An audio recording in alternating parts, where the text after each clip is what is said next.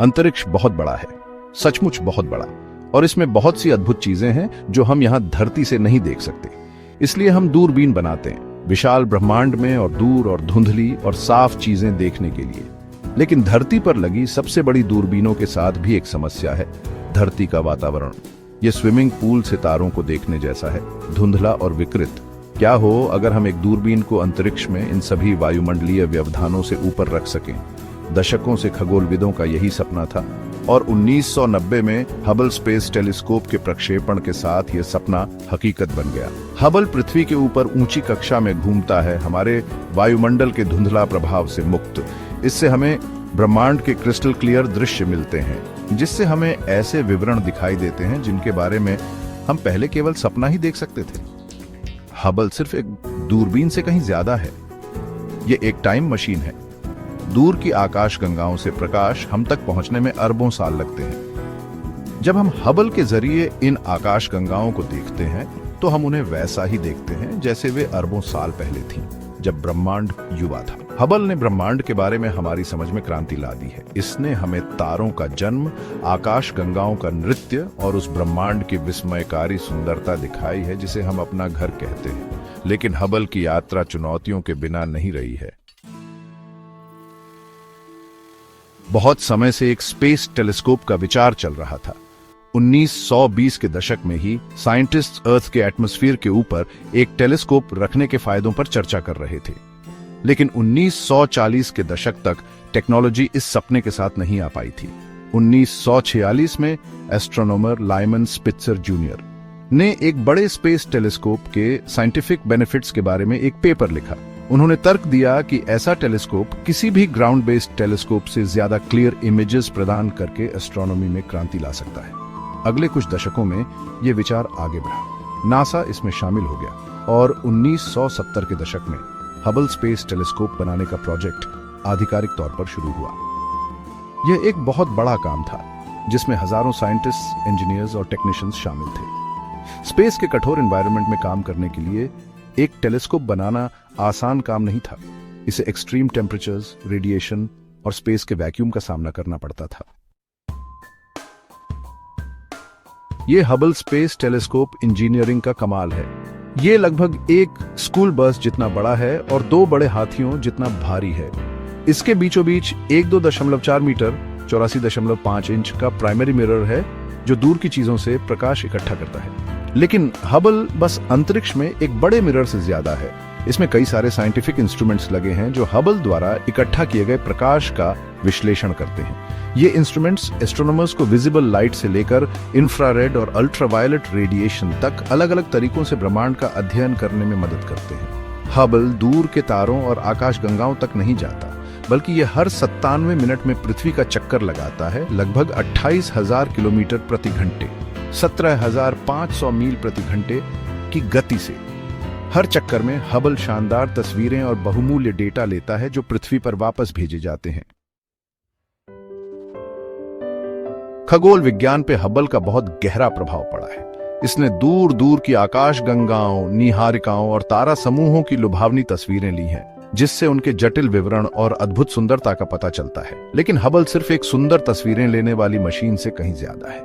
यह एक शक्तिशाली वैज्ञानिक उपकरण है जिसने ब्रह्मांड के बारे में कुछ सबसे बुनियादी सवालों के जवाब देने में हमारी मदद की है।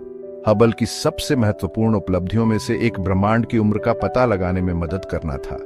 दूर की आकाश गंगाओं को देखकर खगोलविद हबल के आंकड़ों का उपयोग ब्रह्मांड के विस्तार की दर की गणना करने में सक्षम थे, जिससे ब्रह्मांड की उम्र का अनुमान लगाया जा सका, लगभग 13.8 अरब साल पुराना। हबल ने तारों के जन्म और मृत्यु के अद्भुत दृश्य भी प्रदान किए हैं। इसने गैस और धूल के विशाल बादलों की तस्वीरें ली हैं जहां नए तारे पैदा होते हैं, और इसने बड़े पैमाने पर तारों की विस्फोटक मौतों को देखा है जिन्हें सुपरनोवा के रूप में जाना जाता है। 5वां भाग, शीशे में एक दोष। 1990 में हबल का प्रक्षेपण एक बहुत बड़ा अवसर था, लेकिन कुछ ही समय बाद वैज्ञानिकों को एहसास हुआ कि कुछ गड़बड़ है। हबल से जो तस्वीरें आ रही थीं वो धुंधली थीं, वैसी बिल्कुल साफ नहीं जैसी उन्हें उम्मीद थी। पता चला कि हबल के मुख्य शीशे में जो दूरबीन का दिल होता है, एक दोष था। इसे गलत आकार में पॉलिश किया गया था। एक छोटी सी गलती, इंसान के बाल की चौड़ाई के एक अंश जितनी, लेकिन तस्वीरों को बिगाड़ने के लिए काफी थी। पूरी दुनिया देख रही थी जब नासा ने इसका हल ढूंढने के लिए जी जान लगा दी। हबल की समस्या बहुत बड़ी खबर थी और इस अरबों डॉलर की दूरबीन को ठीक करने का तरीका ढूंढने का दबाव बहुत ज्यादा था। सेक्शन 6, हबल्स फिक्स-इट-मेंट। अंतरिक्ष में दूरबीन ठीक करना बच्चों का खेल नहीं है। ऐसा तो नहीं है कि आप पेचकस लेकर किसी रिपेयरमैन को ऊपर भेज देंगे। उपाय यही था कि एस्ट्रोनॉट्स को स्पेस शटल मिशन पर भेजकर हबल की ऑर्बिट में ही मरम्मत करवाई जाए। 1993 में एस्ट्रोनॉट्स की एक टीम ने हबल पर करेक्टिव ऑप्टिक्स लगाने के लिए एक बहुत ही रिस्की मिशन शुरू किया, मानो दूरबीन को चश्मा पहनाया जा रहा हो। यह मिशन पूरी तरह से सफल रहा। एस्ट्रोनॉट्स अंतरिक्ष के हीरो बन गए और हबल फिर से काम पर लग गया। हबल के कई और सर्विसिंग मिशंस हुए, हर एक ने उसकी लाइफ स्पैन बढ़ाई और कैपेबिलिटीज बेहतर की। ये मिशंस इंजीनियरिंग और इंसानी दिमाग की जीत थे, जो अंतरिक्ष के मुश्किल एनवायरनमेंट में हमारे काम करने की क्षमता दिखाते हैं।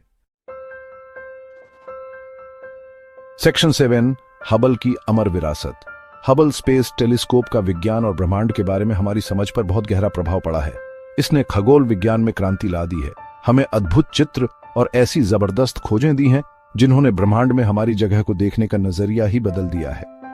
हबल के डेटा ने अनगिनत वैज्ञानिक पेपर्स को आधार दिया है, जिससे सितारों के जन्म से लेकर आकाश गंगाओं के विकास तक हर चीज के बारे में हमारा ज्ञान बढ़ा है।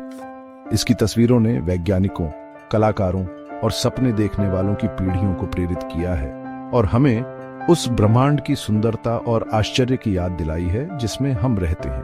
लेकिन हबल की विरासत विज्ञान के दायरे से भी आगे जाती है।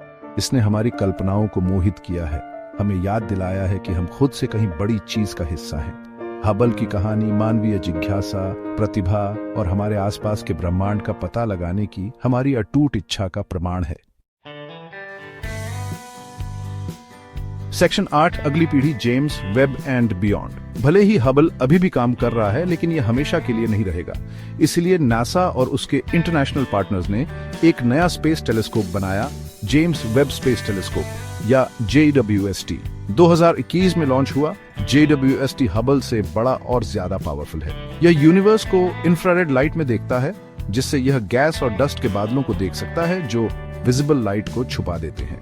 JWST को बिग बैंग के बाद बने सबसे पहले स्टार्स और गैलेक्सीज का अध्ययन करने के लिए बनाया गया है। हबल से भी आगे समय में देखने के लिए JWST स्पेस टेलीस्कोप्स की अगली पीढ़ी का प्रतिनिधित्व करता है, जो अभूतपूर्व डिटेल में यूनिवर्स का पता लगाने के लिए हमारी टेक्नोलॉजिकल कैपेबिलिटीज की सीमाओं को आगे बढ़ा रहा है। सेक्शन 9, एक खोजों का ब्रह्मांड। धरती से ऊपर हबल स्पेस टेलीस्कोप ने हमें ब्रह्मांड के अजूबों से रूबरू कराया है। इसने हमें ब्रह्मांड ऐसा दिखाया है जैसा हमने पहले कभी नहीं देखा, खूबसूरती, अचंभे और अनगिनत खोजों की संभावनाओं से भरा हुआ। हबल की विरासत सिर्फ ली गई अद्भुत तस्वीरें या इसकी अनोखी खोजें ही नहीं है, यह एक्सप्लोरेशन की भावना का प्रतीक है। एक याद दिलाता है कि अभी भी बहुत कुछ खोजा जाना बाकी है और ब्रह्मांड रहस्यों से भरा है, जिनका इंतजार है सामने आने का। जैसे हम हबल के अद्भुत सफर को देखते हैं और इसके बाद आने वाले टेलीस्कोप्स की खोजों का इंतजार करते हैं, एक बात तो पक्की है, ब्रह्मांड हमारी कल्पना से कहीं ज्यादा दिलचस्प और अद्भुत जगह है और हमने तो बस शुरुआत ही की है।